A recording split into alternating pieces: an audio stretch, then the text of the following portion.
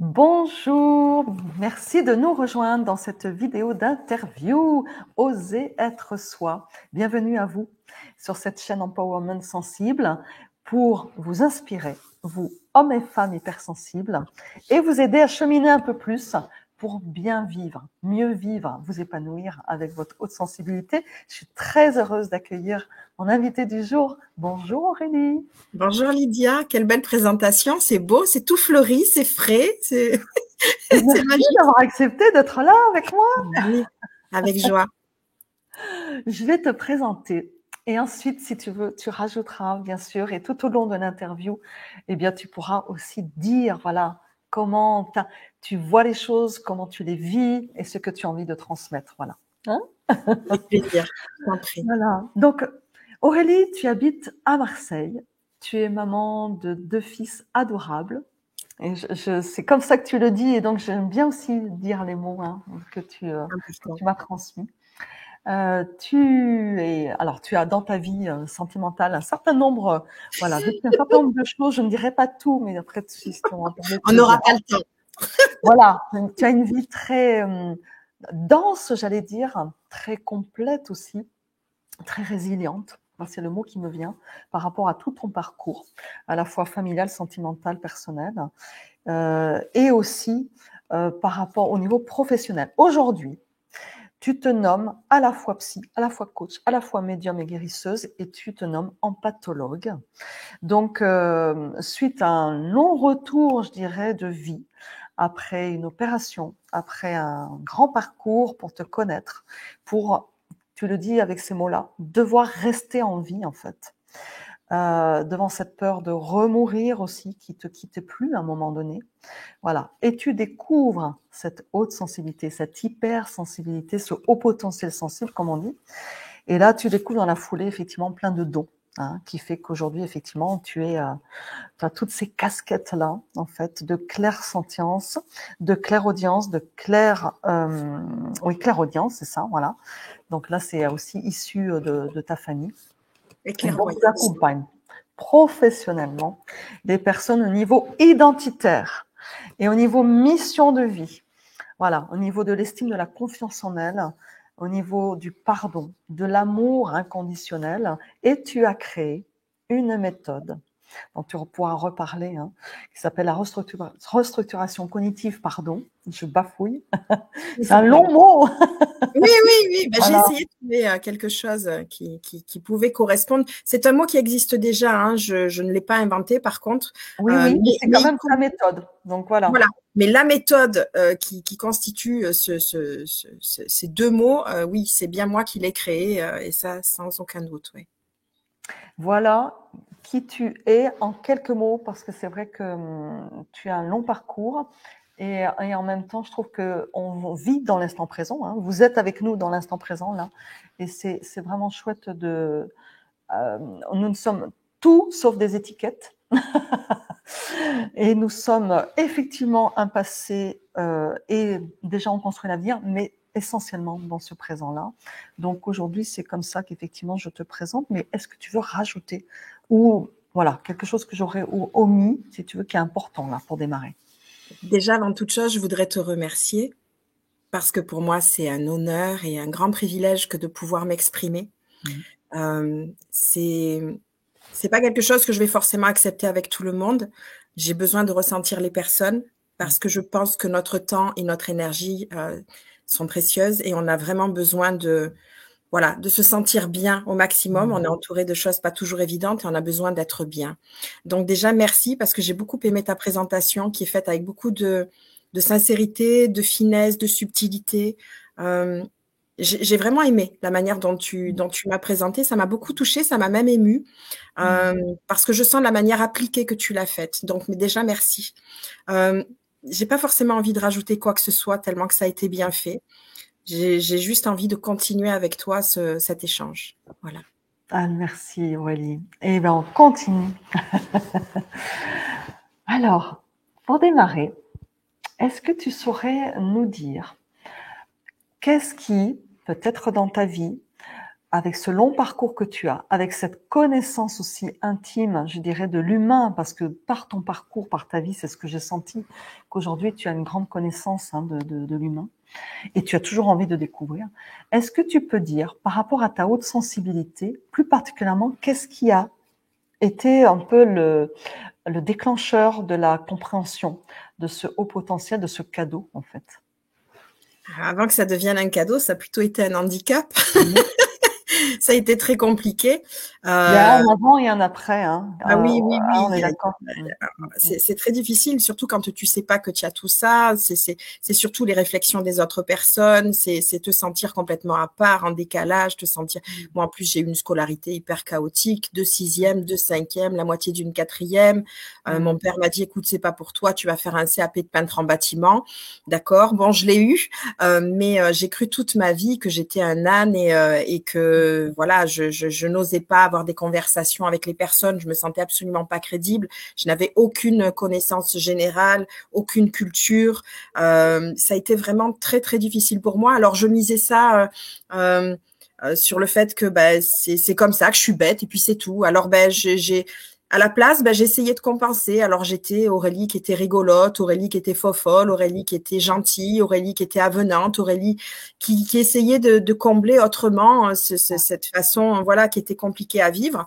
Et puis en 2013, 2012, ça a commencé où j'ai ressenti des choses. Tu sais qu'il y avait le calendrier Maya où on annonçait la fin du monde.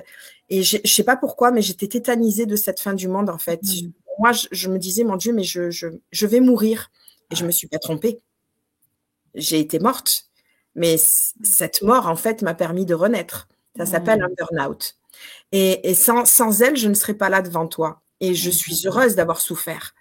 Et c'est pas quelque chose que j'aurais pu dire à ce moment-là. Parce qu'à ce moment-là, c'est juste terrifiant. Quand tu passes par des crises de panique, des phobies, la peur de t'endormir, ne pas te réveiller. Je pouvais pas prendre mon fils dans les bras. J'avais peur que mon cœur lâche. Je n'arrivais plus à m'alimenter correctement. J'ai passé par des phases, mais incroyables. Et quand mon ex-mari est parti en 2013, j'étais tétanisée parce que je ne savais plus conduire. Je ne savais plus sortir de chez moi. C'était vraiment horrible. Mais je commençais à ressentir des choses depuis 2012 et je me disais, mais qu'est-ce que c'est? Je me rappelle un soir, il était dans le lit, je lui disais, mais tu veux pas dormir? Il me dit, mais qu'est-ce que tu racontes? Je dis rien. Je dis, oui, mais je t'entends penser, ça me dérange.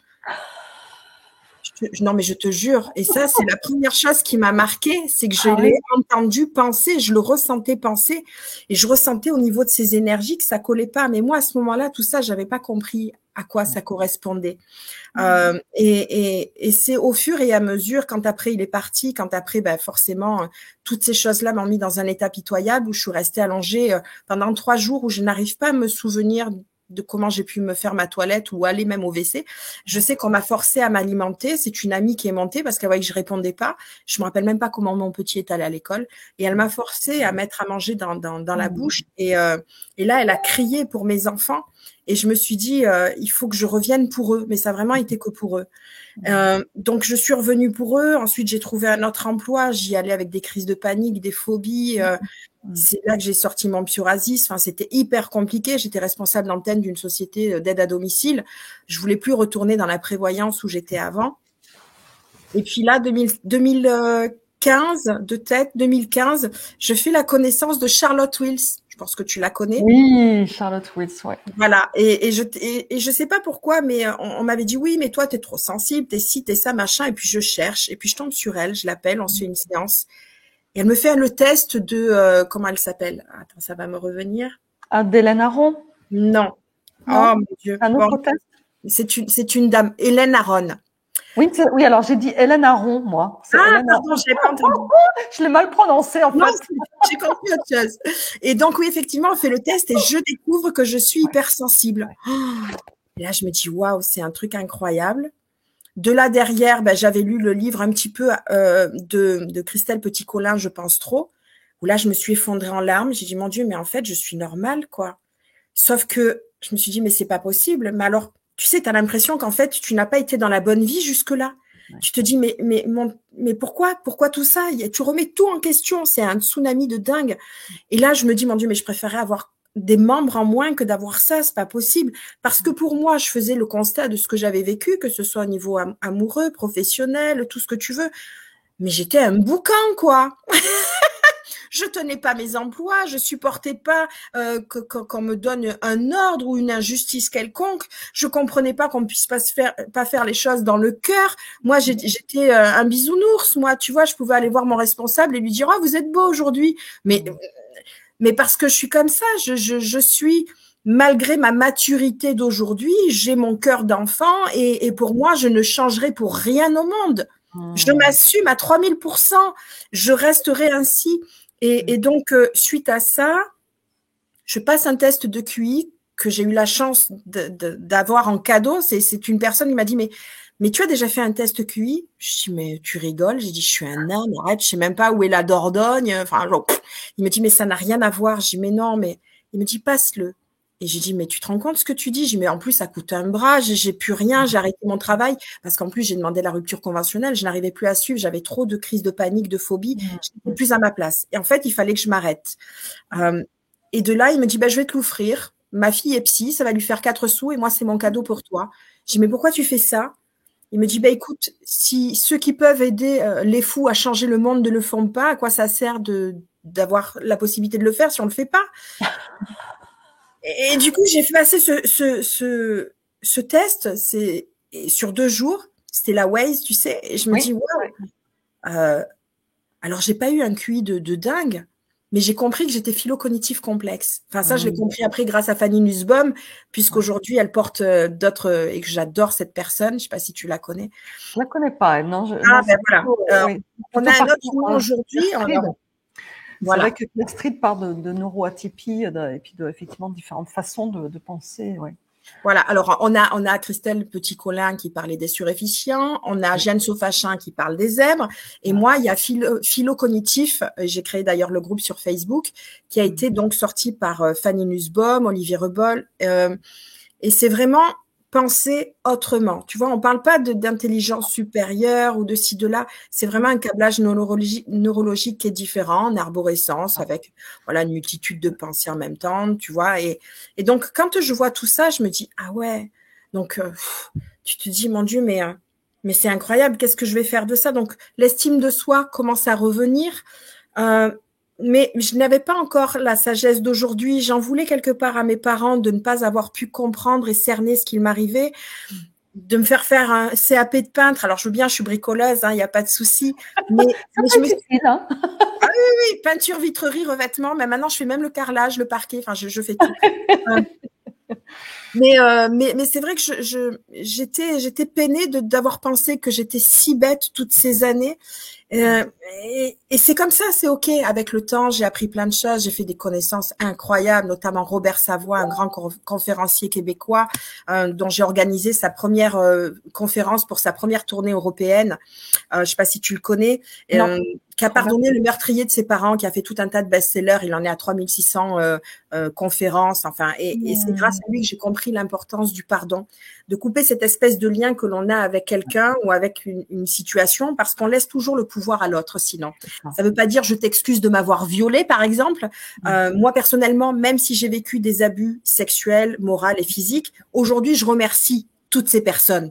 Parce que grâce à elle, j'ai appris non seulement à m'aimer, à me respecter, à me choisir, à m'honorer, à me pardonner et à surtout ne plus jamais subir ce que j'ai subi. Donc, je les remercie. Aujourd'hui, grâce à ça, aujourd'hui, je suis plus forte que jamais. Ça ne veut pas dire que je suis invincible, mais ça veut dire que quoi qu'il m'arrivera dans ma vie, non seulement je vais comprendre la leçon, mais je vais en ressortir gagnante. Et ça, c'est grâce à mon parcours de vie. Et donc, grâce à Alban Bourdi derrière, que je connais de surdoué sens, eh bien, j'ai pu commencer à aller là-bas et à présenter au début la calinothérapie qui vite est arrivée à l'empathologie. Et voilà. Je sais pas si j'ai un peu débordé. C'est très. Non, mais il y a pas d'histoire de déborder ou pas. Je pense que c'est vraiment intéressant de comprendre, en fait, justement, par où tu es passé. Ce qui est important pour toi de dire sur le fait qu'en fait, c'était quelque part très douloureux. Et tu t'es révélé grâce effectivement à la découverte. Et aujourd'hui, en fait, c'est comme si tu as plein de possibles, quoi. Tu vois, oui, c'est hallucinant. On sent effectivement que tu incarnes en fait totalement et que tu es en relation aussi et que tu aimes ça. Je pense que c'est peut-être aussi un peu une des caractéristiques quand même de la personne hypersensible qui aime donner, recevoir, qui est dans ses relations profondes. Et on le sent chez toi, ça. Voilà, ça c'est quelque chose que je ressens et dans ce que tu as dit. Donc, merci. Et dans cette révélation, tu as dit quelque chose à un moment donné sur lequel je voulais revenir. Et tu vois, c'est quelque chose qui m'arrive de temps en temps. Je sais que ça peut être, ça peut vous arriver à vous, je sais pas à toi. Hop, je perds le fil. Parce que dans la pensée en arborescence, puis, donc c'est pas grave, je vais passer à une question supplémentaire. Et puis ça revient, ça reviendra. Si ça revient pas, ça revient pas. C'est comme ça. Il faut accepter. C'est ça que j'aime, si tu veux, dans voilà, entre personnes hypersensibles. Et comme ça vous permet de comprendre aussi qu'il n'y a pas, c'est pas une tare, c'est pas un handicap, c'est vraiment une autre façon, effectivement, de fonctionner, de penser, de ressentir, de percevoir. Et c'est OK. Il n'y a pas, comme tu l'as dit, ni plus ni moins, en fait. C'est différent. Voilà. Donc, avant la révélation, donc tu disais que c'était vraiment difficile. Là, donc tu en as parlé, mais est-ce que tu aimerais peut-être compléter, alors aussi par rapport à ta casquette du coup d'empathologue, par rapport à toutes les personnes que tu accompagnes, est-ce que tu vois qu'est-ce qui est le plus difficile en fait, avant le fait de comprendre, de s'assumer, d'accueillir sa haute sensibilité? Qu'est-ce qui est le plus difficile, peut-être en règle générale, ou alors tu vois, toi, peut-être une palette de difficultés que les gens ont du mal. Le regard des autres. Oui. Là, si on va parler uniquement de personnes hypersensibles, parce que moi, j'accompagne tous les êtres. Hein, oui. On a tous des degrés différents d'hypersensibilité, mais si on va parler sur ces personnes, ce qui est difficile, on le sait, c'est qu'on est des cœurs sur pattes. C'est comme ça. On marche avec l'amour. Et ce qui est difficile, c'est de devoir se contenir, de devoir se tenir, de devoir bien faire, de devoir ressembler aux autres pour ne pas avoir un quelconque jugement. Parce que sinon, on pourrait avoir la sensation de manquer de crédibilité dès que tu infantilises ton état. Je pense que c'est important de faire la part des choses et c'est ce que je disais tout à l'heure, c'est vraiment de reconnaître qu'on a cette part en soi qui nous permet non pas d'appauvrir ce que nous disons, mais de l'enrichir. Parce que le pouvoir de l'amour et du cœur est d'une puissance incroyable. Et justement, si on est bien ancré dans cela, on va faire des miracles. On peut le voir au niveau du travail, par exemple. Si tu as un supérieur qui va venir te parler simplement te donner une tâche, je parle encore pour une personne hypersensible, hein, tu vas la faire, mais tu vas avoir une espèce de frustration, une espèce de tension, une espèce de... Alors que si quelqu'un arrive et dit, bon, ça va, comment tu te sens aujourd'hui? Bon, écoute, je vais te donner un truc. Bon, peut-être que c'est pas évident, mais je suis sûre que tu vas faire le meilleur de toi-même. Allez. Et puis, si tu as quoi que ce soit, t'hésites pas, tu viens vers moi. Clac. Bah, écoute. C'est hallucinant, c'est que ça fonctionne.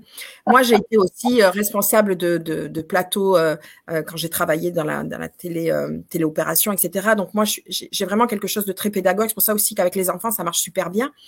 Ce qui fait que dès que tu vas parler avec le cœur à l'autre, bah déjà, tu parles à son enfant intérieur, hein, y a pas de mystère. Et de suite, c'est pour ça que mes accompagnements marchent super bien, c'est parce que je n'ai pas une attitude de psy, de docteur, de ci, de là, et puis j'ai rien contre eux, je suis sûre, il y en a du bon boulot, mais moi, c'est Aurélie, quoi. Moi, j'hésite pas à tenir la main à quelqu'un face à moi, si je sens qu'il est tendu, je lui prends la main, je fais, allez, c'est bon, tout va bien, on est tranquille, là, ça va bien se passer, d'accord? Et du coup, waouh! Tu vois, et je pense véritablement que le plus difficile, c'est de se contenir justement dans cette société totalement inadaptée, encore bien plus difficile pour les hommes parce qu'eux doivent avoir une attitude, ben voilà, on assure, etc. D'ailleurs, souvent on le dit quand quelqu'un a les larmes aux yeux de quoi que ce soit, ah mais désolé, je voulais pas te faire pleurer. Ouais. Bah si, moi oui, fais-moi pleurer. Moi j'ai une playlist, tu vois, sur mon téléphone pour pleurer, quoi. Moi j'adore pleurer. J'adore pleurer d'émotion, j'adore pleurer de joie, j'adore pleurer quand je fais l'amour, j'adore pleurer quand je cuisine et que c'est bon, j'adore pleurer quand je vois un coucher de soleil ou quand je sens mon basilic sur la terrasse. J'adore m'émouvoir de tout.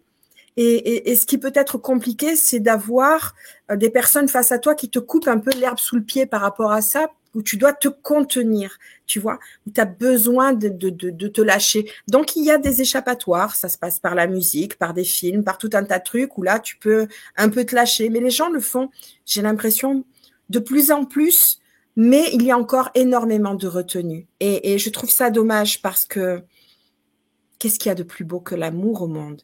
Ah là là, Aurélie, tu parles à mon cœur.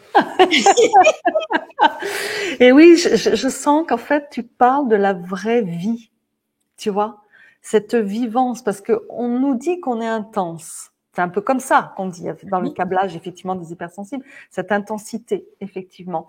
Mais en même temps, est-ce que la vie, elle n'est pas intense? Ah, mais totalement. Après, voilà, sans encore une fois faire de comparatifs, mais peut-être que cette contenance dont tu parles, qui fait que on se sent bridé, on se sent pas à l'aise, voilà, et que du coup, quand on rajoute l'intelligence émotionnelle, l'intelligence du cœur, d'ailleurs, j'ai appris récemment, alors ne me demande pas les références parce que moi j'ai du mal à retenir ça, qu'en fait, les personnes qui voilà, ont besoin d'efficience dans leur travail, je pense que tout le monde on a envie d'être efficient, on a envie d'être voilà, compétent, etc. Mais si on savait que si effectivement le cerveau est rattaché au cœur, parce que le cœur c'est celui qui a la plus grosse vibration, hein, eh bien en fait le cerveau fonctionne encore mieux. Évidemment. Mais oui, Incroyable. Ça veut mais dire oui. qu'on est encore plus efficient si on rajoute l'intelligence émotionnelle. Tu as donné un exemple, mais je pense même, voilà, des gens qui ont des casquettes, voilà, supérieures. Dans tous les domaines, y compris et encore plus à l'école. Quand tu prends un enfant, un jour, mon petit garçon, et d'ailleurs, il avait raison, il m'a dit, maman, dans les carnets, il y a toujours des mots quand ça ne va pas. À quel moment il y a des mots quand ça va? Mais il a totalement raison. Oh là là. On pointe toujours du doigt les choses qui ne vont pas, mais valorisons également les belles choses. Demandons quand on rentre en classe aux enfants, bon, j'espère que vous avez passé une belle soirée, que vous êtes en forme. Allez, on y va, et puis vous allez y arriver, je crois en vous. Ça prend 10 secondes. 10 secondes. Là, c'est asseyez-vous, pas de bruit, sortez vos cahiers, ta. Mais comment veux-tu qu'un enfant, en plus avec cette sensibilité, ait envie de travailler? Moi, je marchais qu'à l'émotionnel à l'époque. Moi, j'avais une prof d'anglais que je n'oublierai jamais. D'ailleurs, je la revoyais des fois au supermarché. Elle était estomaquée que je lui porte autant d'attention parce que elle avait une façon de faire. Presque j'apprenais pour elle, quoi, tellement que j'avais joie à la retrouver. Et je pense vraiment que c'est important qu'on fasse la dissociation entre une personne qui va ressentir ces subtilités-là et qui va être beaucoup plus productif, plutôt que de lui donner juste des infos bêtement comme ça. Ça sert à rien du tout, à rien. Eh ben oui. Mais donc, on est en marche, hein. C'est ce qu'on se disait dans les coulisses. Il y a des choses qui bougent. Et je pense que d'ailleurs, le fait de mieux comprendre sa sensibilité, le fait de, et merci Christelle Petit-Colin, parce que moi aussi, c'est grâce à ce livre que j'ai découvert ce fonctionnement-là. Donc, du coup, voilà. Et tu vois, par rapport à ça, je trouve que quand je dis le monde bouge, c'est qu'effectivement, il y a de plus en plus de littérature aussi. Effectivement, des gens comme toi, comme d'autres personnes qui, de par leur métier, en parlent aussi sur les réseaux. Donc, du coup, on va dire que ça se vulgarise. Est-ce que tu vois ça sous un œil, c'est top génial, ou est-ce que tu émets une réserve? Alors, je m'explique. Parce que effectivement, tu le sais, enfin, tu le sais. Je sais pas comment tu le vois, toi, comment tu vois la société, comment elle nous voit avec un regard un peu parfois de, oui, l'hypersensible, c'est quelqu'un de fragile. Oui, alors on parle de beaucoup, c'est la tendance, c'est la mode. Vous vous mettez un petit peu au-dessus des autres. Donc maintenant, il faudrait peut-être un petit peu, voilà. Hein. Donc, comment tu vois ça, le fait de vulgariser, le fait d'amener finalement au grand public cette différence de fonctionnement? Est-ce que c'est OK? Tu trouves ça vraiment que c'est très bien? Est-ce que tu mettrais un bémol? Comment tu vois ça? Je pense que déjà, pour moi, je pense qu'il faut faire la distinction entre l'hypersensible, le haut potentiel. Il y a quand même 2 catégories. Parce que tu peux avoir une personne qui a une très grande sensibilité, mais qui n'a pas forcément ce câblage neurologique aussi puissant que la personne qui va avoir pas un haut potentiel, mais une manière de penser en arborescence. Et en fait, il y a plusieurs niveaux. Tu as le Oui, sensible, le HPI, là, dont tu parles. il y a tellement, voilà, il y a tellement de points. Et puis, quand bien même, quand on est dans les personnes qui ont ce cerveau en arborescence, je t'en parlais tout à l'heure avec Philo cognitif de Fanny Nussbaum, où vraiment, on a 2 profils. On a les laminaires et on a les complexes. Les laminaires, c'est le QI qui va monter à plus de 130. On est à peu près à 1,3% de la population. Puis, on a les autres, une vingtaine %, où on est dans les complexes. Moi, personnellement, je sais que je me situe dans ces cas-là, où là, c'est plus compliqué. Et quand bien même, tu prends une voiture qui a toutes ses fonctionnalités, mais tu la mets dans un garage où tu la laisses complètement de côté, où tu lui fais prendre la route n'importe comment sans lui expliquer son mécanisme, elle va faire n'importe quoi. Je pense qu'il est important de diffuser des informations parce que les gens se reconnaissent et c'est primordial parce que tu as plein de gens qui pensent qu'ils sont inutiles sur cette planète, qui sont complètement hors du temps, où on va les traiter de perchés, ils vont se sentir tellement en décalage. Tu vois des personnes des fois qui sont contre un arbre comme ça, tu les vois baba cool, etc. Mais ils ont une richesse intérieure monumentale. On ne les écoute pas parce qu'ils ne donnent pas l'apparence du bien épinglé, du bien savoir-vivre, mais pourtant ils ont une richesse de fou et ils pourraient nous en apprendre tellement par leur manière de réfléchir, de penser, de ressentir, de se contenter du simple. Et je pense que au-delà de cette spécificité, ça va dépendre également de comment tu es arrivé dans ce monde, de ta culture, de ton éducation, de la richesse, de l'amour que tu as reçu ou non. Tu prends deux personnes avec un câblage identique, mais avec deux éducations différentes. Il y en a un qui va faire malheureusement pas grand-chose de sa vie parce qu'il va penser qu'il est bon à rien. Et puis il y a l'autre parce qu'il a été épaulé, qui réussit à faire tout un tas de choses et qui va très bien. Sauf que il faut faire aussi attention dans ce côté-là, parce que si un enfant qui a effectivement des grandes capacités, on le bombarde de dire ah lui il réussit, ah lui il est fort, ah lui ci, lui là, ah très bien. Par contre, lui, il n'a pas compris qu'il peut être vulnérable et qu'il peut se ramasser. Et quand il se ramasse, il a tout perdu. Il faut qu'il comprenne aussi qu'il doit rester humble, qu'il est supérieur à personne. Il a juste des possibilités en plus qu'il expérimente, mais ça fait pas de lui un être supérieur. Et il y a beaucoup d'enfants comme ça aussi, quand on leur fait faire des tests ou autres, de suite, on va trop les valoriser parce que peut-être le parent lui-même n'a pas pu vivre cela et va faire un transfert sur l'enfant, mais il va lui donner une charge considérable. L'enfant n'a pas besoin d'avoir le poids des parents en plus. Laissons-le vivre avec ce qu'il a à vivre, mais sans trop en faire.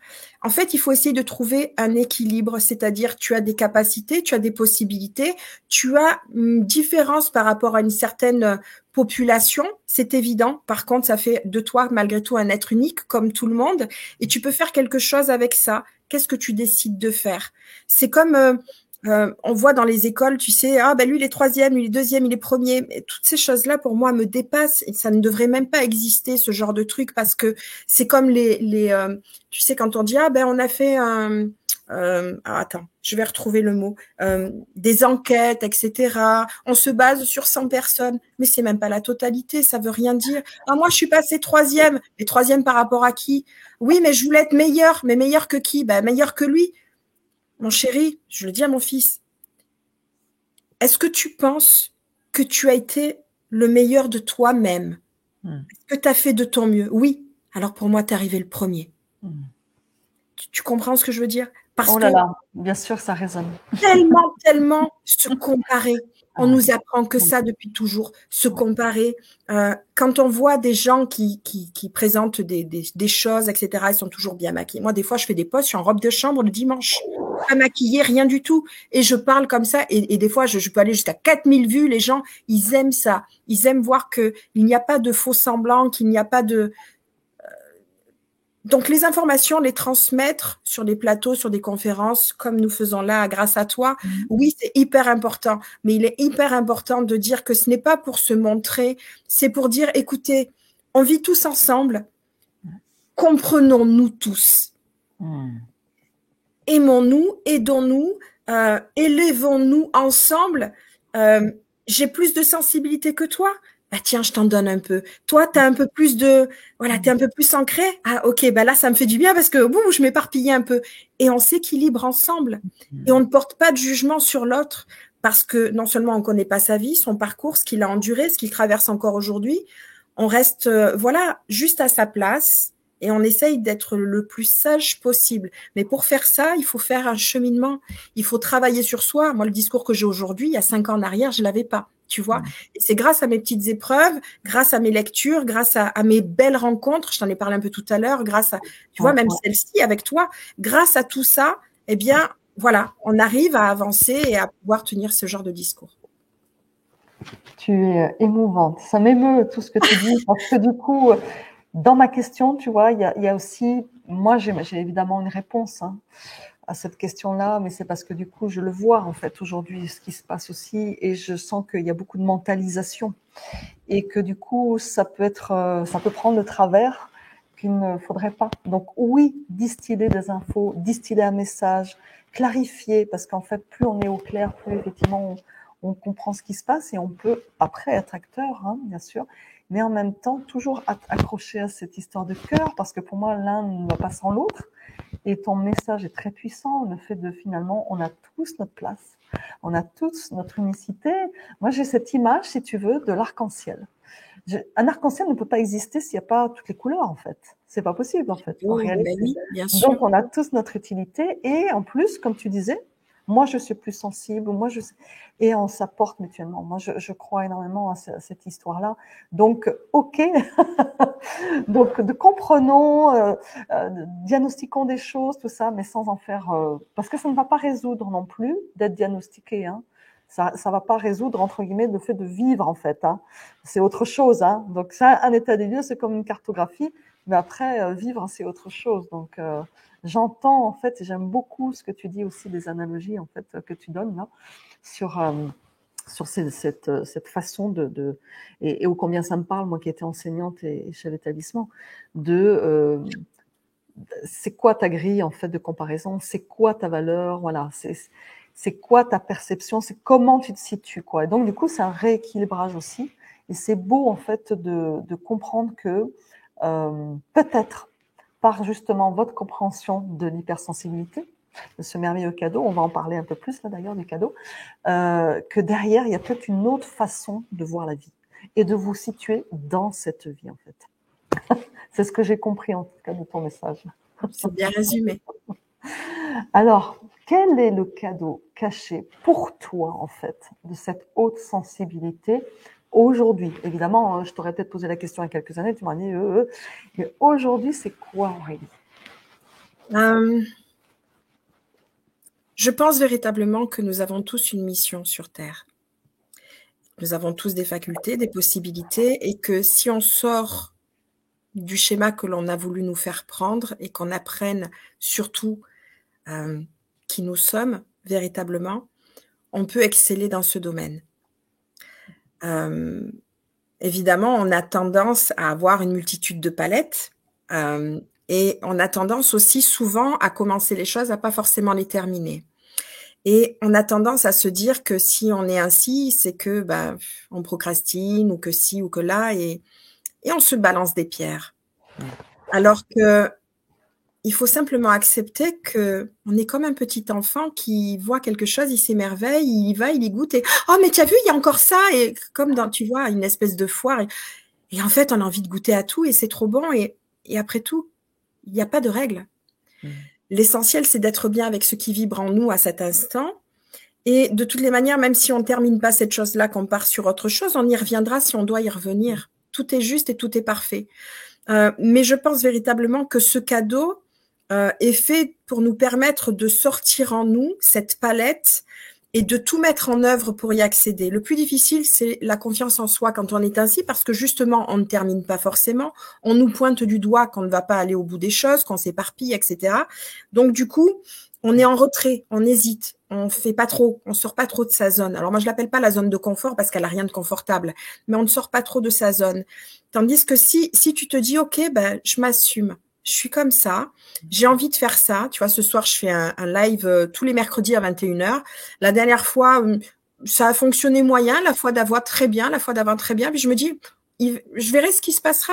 Si je dois continuer, je continue. Si je dois arrêter, j'arrêterai. Et c'est ok. Et c'est pas grave. Donc, le mot résilience est important. Le cadeau de ce haut potentiel, de ce cerveau en arborescence, de ce cœur qui va dans toutes nos cellules, c'est de pouvoir transmettre la richesse de ce qui nous anime aux personnes qui nous entourent. Et en général, ça touche beaucoup l'art. On voit énormément de gens dans différentes thématiques qui justement peuvent émouvoir les autres, qui ne sont pas forcément hypersensibles, mais comme par hasard, qui sont touchés parce que ça transpire, parce que ça vibre, parce que c'est merveilleux. Il faut juste s'assumer. Mais pour ça, il faut se connaître.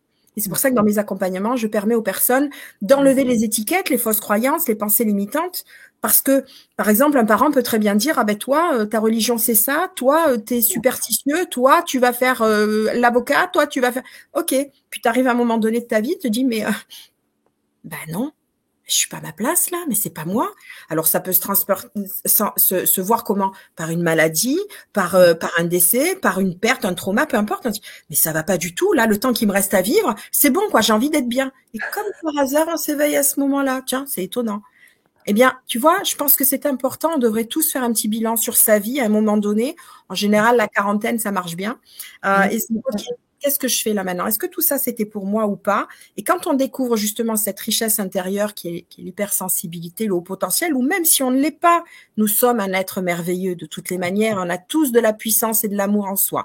On arrive au monde, on est pur, on est beau. Voilà, c'est le monde et ce qui nous est arrivé. Tu as des personnes qui vont reproduire des schémas répétitifs de souffrance et tu en as d'autres qui vont défendre la cause. Chacun est libre arbitre de ce qu'il fait. Ne portons pas de jugement sur ces personnes-là. Il n'y a que les personnes fortes qui réussissent à transcender leur douleur. Donc, il ne faut pas sous-estimer les autres. Celles qui font du mal sont des personnes qui n'ont pas cette force-là. Il faut plus avoir de la compassion envers elles. Ça ne veut pas dire qu'on excuse leurs faits, mais voilà. Elles ne sont pas en mesure de réussir à transformer tout ça. Mais les personnes qui donc ont ce potentiel-là, cette sensibilité-là, qui ont fait ce travail, ce cheminement, qui ont débroussaillé, qui ont coupé les liens nocifs, etc., arrivent à un point où ils disent, OK, moi, ça m'anime. OK, ben moi, je vais faire ce qu'il faut pour y aller. Et quand elles y vont, eh bien, c'est là qu'elles excellent. Et c'est pour ça que moi, j'ai décidé de devenir empathologue. Et Dieu sait que souvent, je me suis dit, mais qu'est-ce que je fais? Quoi? Empatho quoi? Et heureusement que j'ai cru en moi. Et heureusement qu'aujourd'hui, j'ai plein de personnes qui peuvent témoigner de mon travail, mais il a fallu du temps pour cela. Et aujourd'hui, je suis fière de moi de me dire que j'ai créé ça. Quand tu tapes empathologue sur Internet, tu tombes sur moi, tu vois plein de trucs. Moi, ça me donne les larmes aux yeux. Quand je finis les accompagnements, que je prends les gens dans mes bras, que je leur dis que je les aime et que je serai toujours là, ça, c'est merveilleux parce que je me crée une famille d'âmes, moi, comme ça. Et les gens savent que je serai toujours là parce qu'on a sorti leur potentiel, leur vérité, leur mission. Et ça rend heureux. Ah, ça, oui.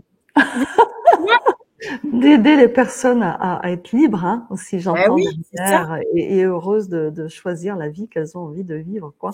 Mais oui, c'est un parcours, hein, de ce cadeau-là. C'est pour ça que je dis cadeau caché, d'ailleurs. Mais ça se mérite. Ah. Tu ne peux pas, c'est comme une course. Tu ne peux pas arriver directement à l'arrivée.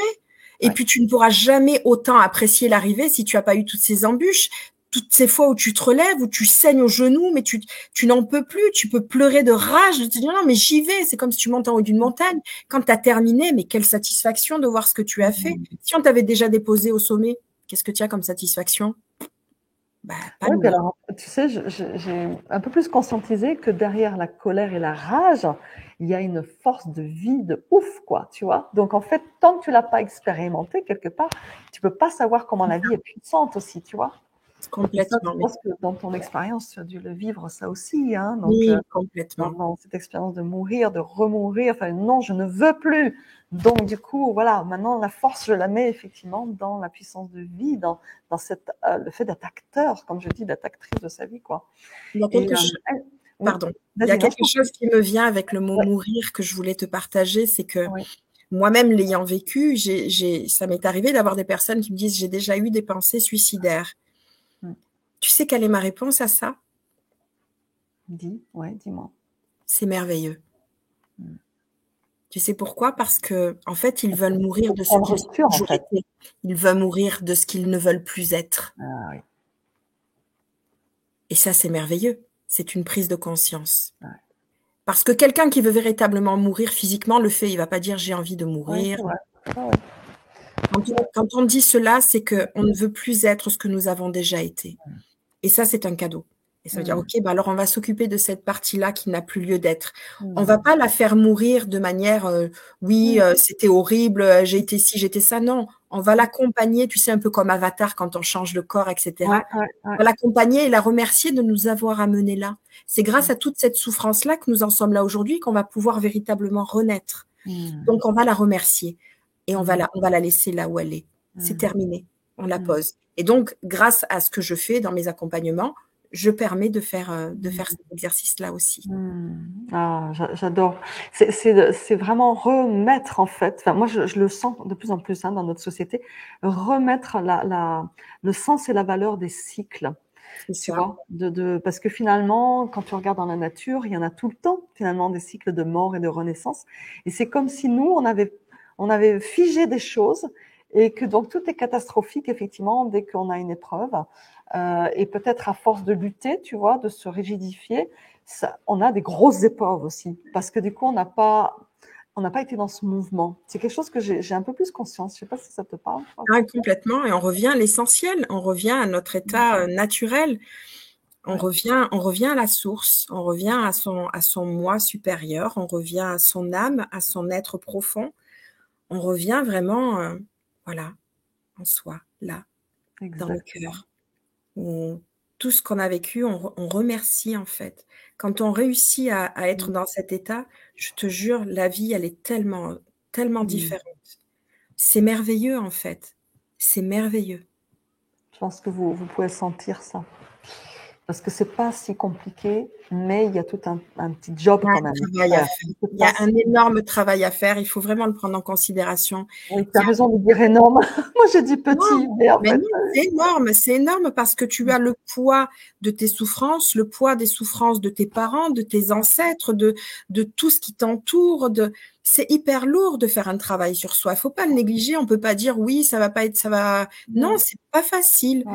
Mais Quand par je dis petit, moi, Aurélie, c'est parce que je sens bien, même si pour moi, ça a été long comme toi, hein, il y a eu quand même pas mal d'années, mais je sens qu'en fait, aujourd'hui, c'est comme s'il y a une accélération, parce qu'il aussi, il y a un certain nombre de gens qui sont là pour aider de plus en plus, hein, parce qu'il y a pas mal de gens qui sont comme toi, qui ont avancé dans la conscience. Donc, du coup, vraiment, on est entouré aujourd'hui. Hein, les gens nous disent, on ne sait plus où aller, tellement il y a de personnes effectivement qui peuvent nous aider.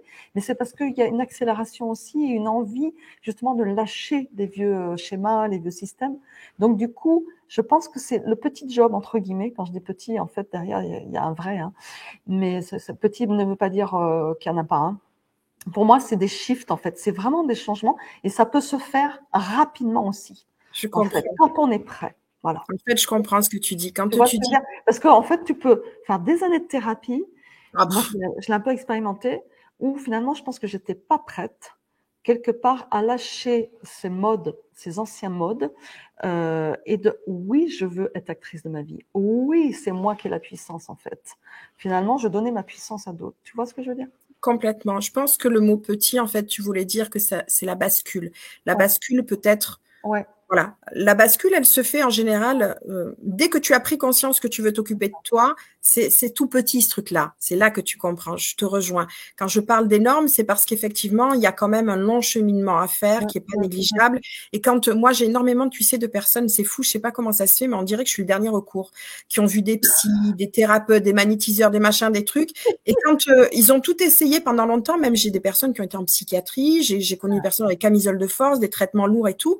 Et quand ils viennent vers moi, c'est comme si j'étais, je suis présentée comme ça, comme si je suis la dernière chance du truc. Et la majorité des gens, bien évidemment, n'y croient pas vraiment au début. Et en quelques séances, il y a des métamorphoses, mais considérables. Moi, des gens qui se détestent, qui se haïssent, etc. À la fin, qui sont dans l'amour, dans l'acceptation, dans le pardon. Je fais faire des trucs de dingue. Et je te jure, je me dis, mais waouh, c'est dingue ce que je fais. C'est hallucinant.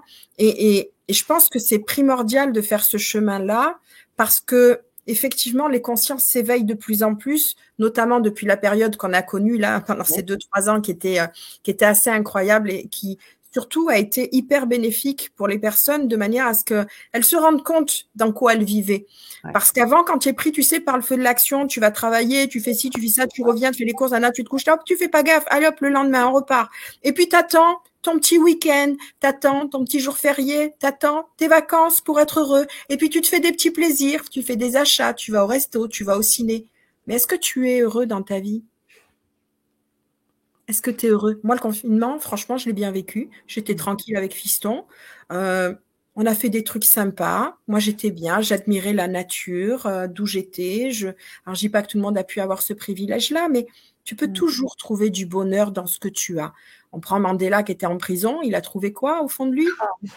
D'accord? Donc, on a toutes nos ressources en nous, mais ce qu'il y a, c'est qu'on ne nous l'apprend pas, ça, ni à l'école, ni tout ça. Aujourd'hui, encore, les enfants qui arrivent, bon, nous, notre génération, on a compris des trucs, on est en train de leur transmettre.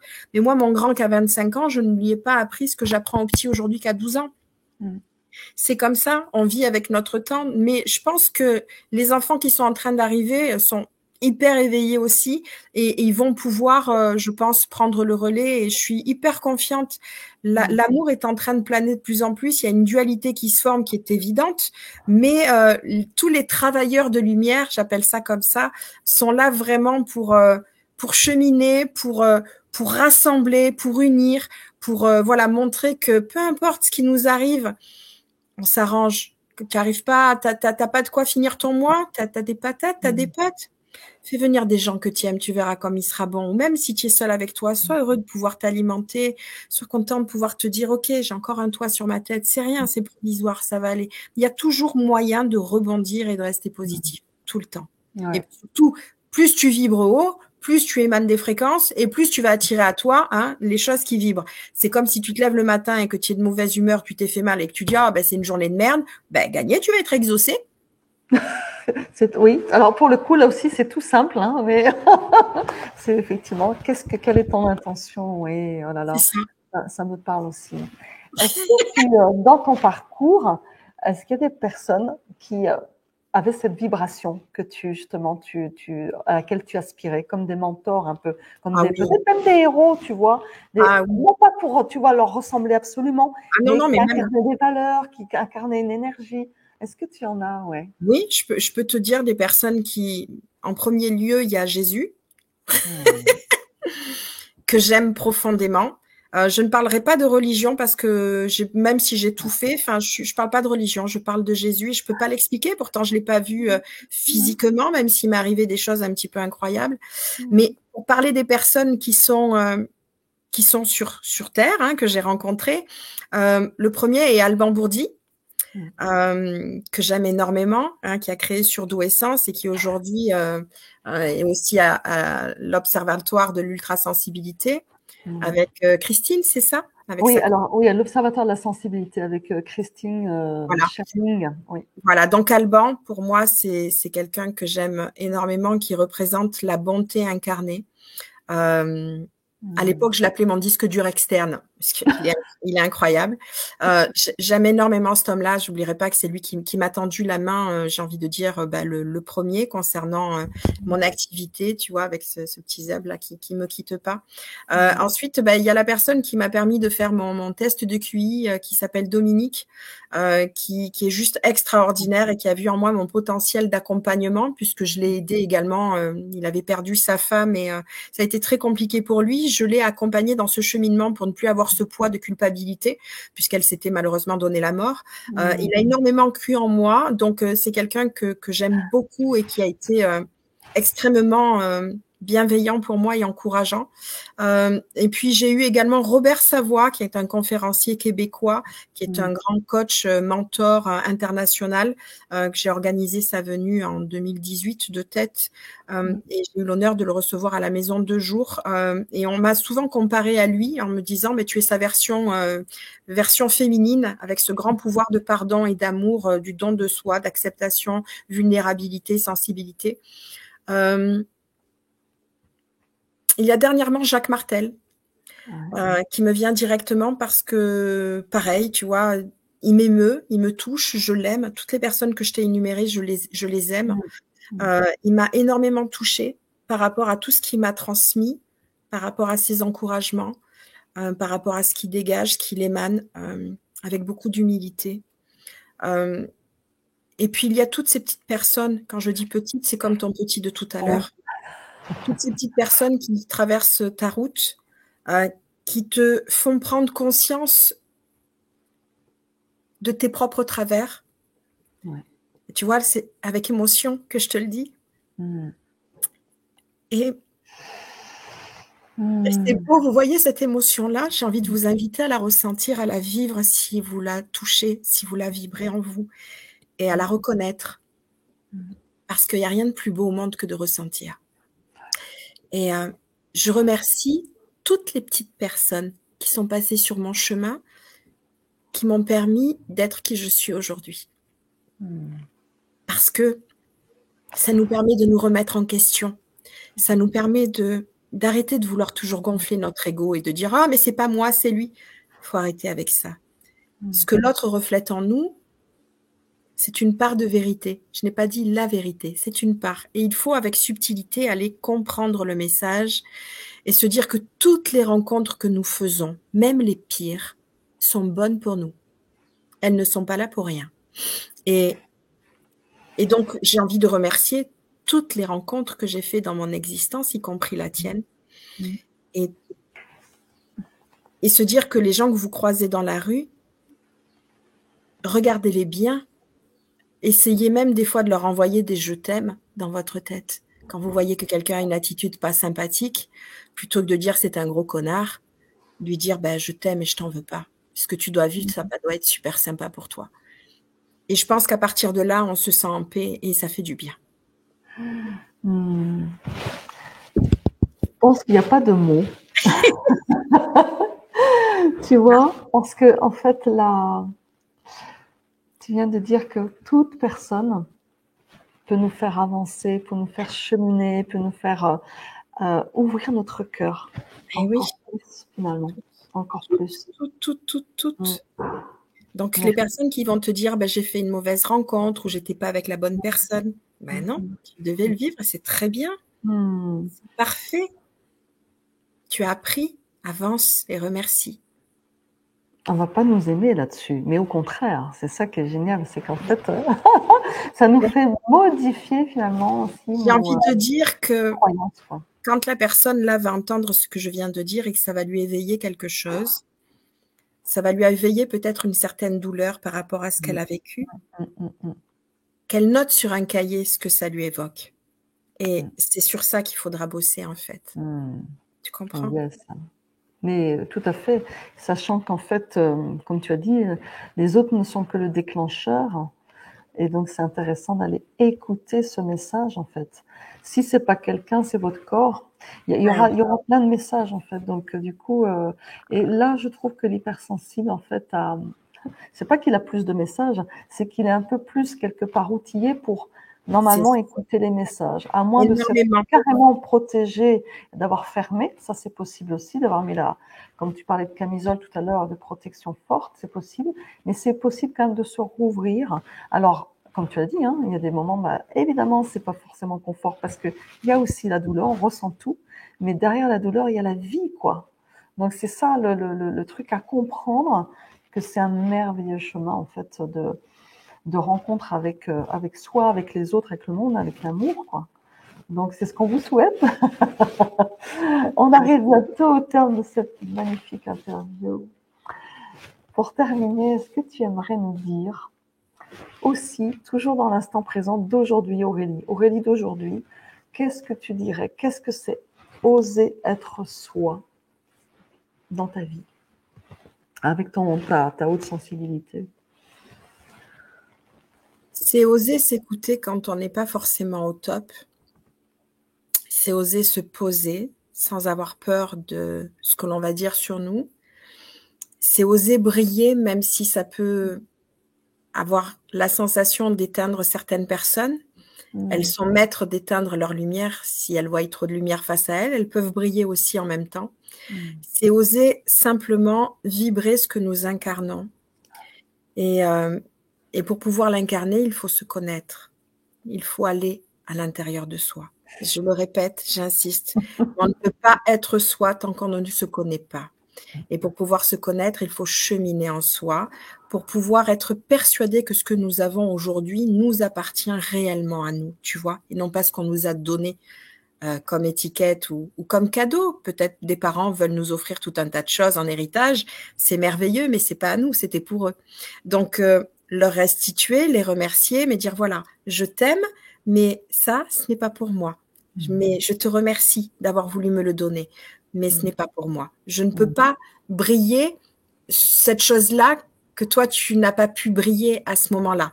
Donc, voilà. Et oser être soi, c'est oser incarner avec justesse ce qui vibre en nous, ce qui nous rend heureux, ce qui nous met dans un état de bonheur.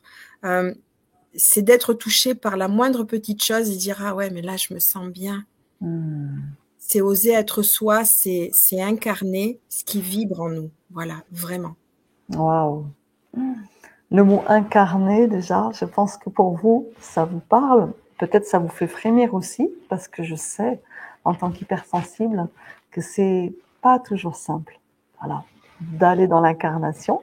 Mais Aurélie vous a donné quand même, je crois, tu en as parlé plusieurs fois, de ce cheminement, en fait, d'introspection, ce cheminement d'aller dans ces profondeurs, parce que je crois aussi profondément que c'est le chemin de connexion et qui va permettre ensuite de retourner vers l'extérieur et de l'incarner. Mais c'est pas inversement, parce que du coup, on va rentrer encore dans des étiquettes ou dans des trucs ou dans des images qui ne correspondent pas. Donc c'est pas grave, on peut faire cette expérience. De toute façon, on est là pour faire des expériences. Mais à un moment donné, comme tu dis, il y a ce cheminement-là. Ouais, et puis, je pense que souvent, on a besoin du reflet de l'autre pour savoir ce que l'on vaut, ce que tu vois. Et si j'ai juste un conseil à vous donner, ben c'est un truc que j'ai fait moi-même. Vous allez dans votre salle de bain, vous allez vous regarder. Vous allez regarder vos yeux. Vous savez, les yeux d'enfant, là. Vous allez regarder votre âme, en fait. Et vous allez vous dire que vous vous aimez et que vous ne vous abandonnerez plus jamais pour qui que ce soit, pour quoi que ce soit. Et que vous allez exister tel que vous avez envie d'être. Parce que vous êtes juste une personne merveilleuse qui mérite sa place comme tout le monde. Peu importe ce qui vous anime ou pas, vous méritez d'être là, ici. Voilà, c'est important. Merci Aurélie, merci pour ce message du cœur. Merci. Toi, je suis émue encore. Mais oui, et je crois que c'est parce que aussi tu es en train de délivrer ton message là et de vous délivrer en fait un peu. Vous avez l'essence du message d'Aurélie. Merci à toi. Merci à toi aussi. C'était magnifique. Je suis ravie de ce moment avec toi. Tu es adorable. Tu es tellement authentique. Je te souhaite. C'est ce qu'on essaye, hein, quelque part. Je pense que tu vois, c'est ça qui va vous aider, vous aussi, en fait, à briller, comme disait Aurélie, qui vous êtes.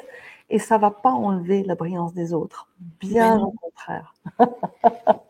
Est-ce pour conclure, dis-moi, est-ce que tu aimerais donner à nos auditeurs là ton actualité, ce dont tu as envie de partager donc au mois de juin 2023, parce que je sais que une vidéo elle peut s'écouter à tout moment et donc voilà, mais en juin 2023, quelle est un peu ton actualité, si tu as envie de dire un peu plus de choses concrètement, voilà, même si on mettra les liens sous la vidéo pour te contacter, mais qu'est-ce que tu as envie de dire Alors, en fait, c'est très simple. Pour le moment, je me consacre un petit peu à mes accompagnements.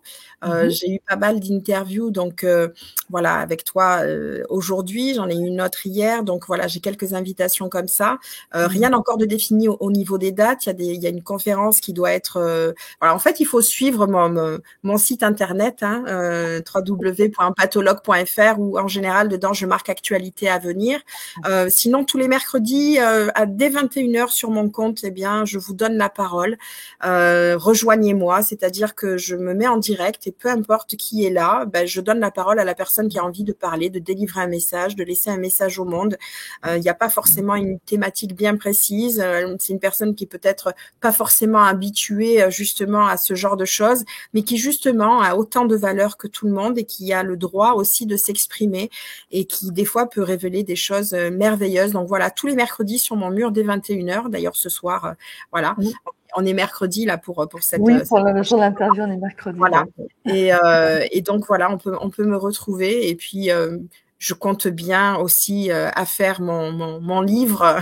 J'ai commencé, et je commence tellement souvent, mais mon cerveau en arborescence est merveilleux. À un moment donné, il va se poser peut-être pour bien cadrer tout ça. Et j'ai une méditation guidée thérapeutique que j'ai créée qui s'appelle Reconnexion divine, qui est juste incroyable, qui permet non seulement de retourner auprès de son enfant intérieur, mais de couper aussi des liens nocifs. Je peux vous garantir que quand on l'a fait, elle dure à peu près 48 minutes. On ressort de là, il se passe quelque chose. Voilà. Si vous avez envie d'en savoir un peu plus, elle est en version MP3. Il me reste quelques CD. Mais voilà, l'ayant faite moi-même avec une musique qui a été créée spécialement sur cette méditation que j'ai écrite moi-même en un trait. Et elle est juste, voilà, je te jure, écoute, je vais te l'envoyer. Tu me diras ce que tu Allez, en je as. vais tester pour vous là alors. Voilà, Merci. je vais te l'envoyer et tu me diras ce que tu en penses. Mais enfin, moi, ça m'a Oui. fait tirer les larmes. Donc, Oui, oui, oui. Et puis tu as parlé beaucoup de l'enfant intérieur et je pense que c'est ça, oui, c'est vital d'aller reconnecter et de guérir aussi, bien sûr, toutes les parties de ce petit enfant qui a été c'est ça. blessé. Donc oui, oh là là, merci pour ce cadeau. Merci pour le cadeau de ta présence là. Et Merci à toi. on te souhaite, ben, pas à pas, d'écrire ton livre. Et puis même si c'est peut-être que ça peut être dans 1 an, dans 3 ans, quelque part, en fait, voilà, l'important, comme tu dis, c'est C'est ça. d'écouter aussi ce qu'on a à transmettre. Pourquoi Et pas il y a un plein de film? voix. J'ai un ami réalisateur, je lui ai envoyé un Ah ben message, je lui ai voilà, dit: pourquoi «Pourquoi pas le pas. faire en film?» Écoute, Voilà, tout est avec la vie possible. que Donc j'ai voilà. vécue. Mmh, Donc du coup, vous allez retrouver Aurélie, c'est certain. c'est possible. On vous dit à bientôt pour une À très prochaine bientôt. interview aussi. Et à bientôt Aurélie et merci encore infiniment d'avoir passé ce temps-là d'échange merveilleux avec toi et pour les personnes sur ma chaîne YouTube. À Au très bientôt. revoir. Au revoir à tous.